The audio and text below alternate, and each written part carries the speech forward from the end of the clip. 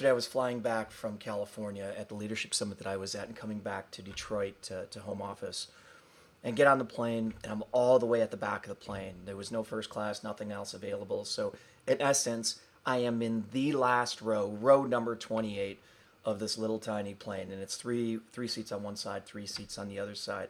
You've been there, you know how narrow those seats are, and if you're not in either first class or economy plus or something like that, your knees are like up to your chest when you sit down. So luckily I'm in the aisle seat. As I get to the back, there's two people already sitting next to me.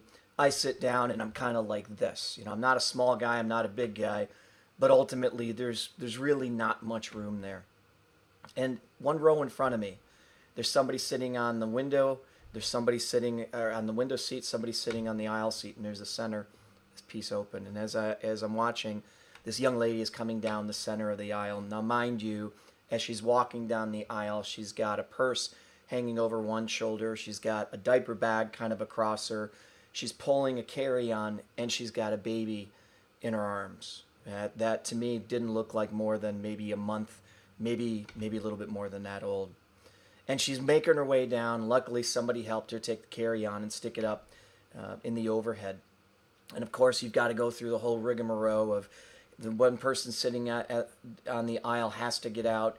Keep in mind, she's carrying this baby that it was obvious that she just had it, and she's trying to squeeze down into that middle seat in between somebody who's sitting near the window and the person that got up to let her sit down. And ultimately, she's like this, holding this baby, as uncomfortable as you can possibly get. But the fact that she's a new mother, she's got this baby out there, congratulations to her.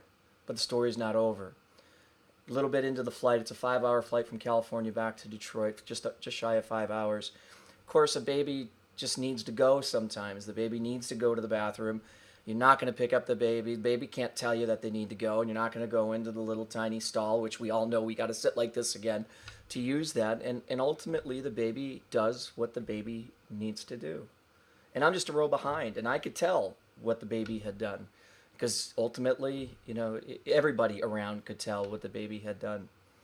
And it was interesting because one of the stewardesses was coming back, or one of the flight attendants was coming back, and I was literally, as I said, in the last row of the plane. And as she got to the back, I don't think she thought I heard, and she was talking to one of the other flight attendants, and she was being hypercritical of this woman, this young woman who is traveling with this baby, who's got all this stuff with her.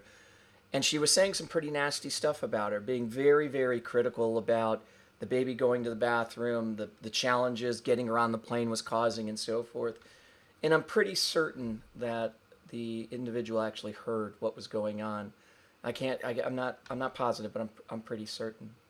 And this flight attendant was being hypercritical of the situation this young lady found herself in, even though she was trying to travel. One of the other flight attendants ultimately went up to this young lady and basically laid out, hey, this is going to become a little bit uncomfortable for some of the passengers nearby. Would you mind, and she'd be willing to help, would you mind changing the individual's diaper? And the young lady said, absolutely, of course. I just didn't want to bother the people around me from having to get up. So I was trying, hopefully this what was going on with the baby and going in his diaper or diaper wasn't such a big issue, because I didn't want to be disruptive. And what I found out of that, what does that matter to you? What does that matter to me? What I found really interesting, and it's something that I've looked at in my own life, is this difference between being critical and stating facts. This one flight attendant was being hypercritical of this young lady. The next flight attendant who came back wasn't critical, there was no negative intent at all. It was literally, here are the facts of the situation. This is going to start irritating the individuals around you. Would you be willing to take care of it? And she got up and she took care of it right away. You know, I look at it the way I've dealt with family, friends, team members, my team members, and so forth.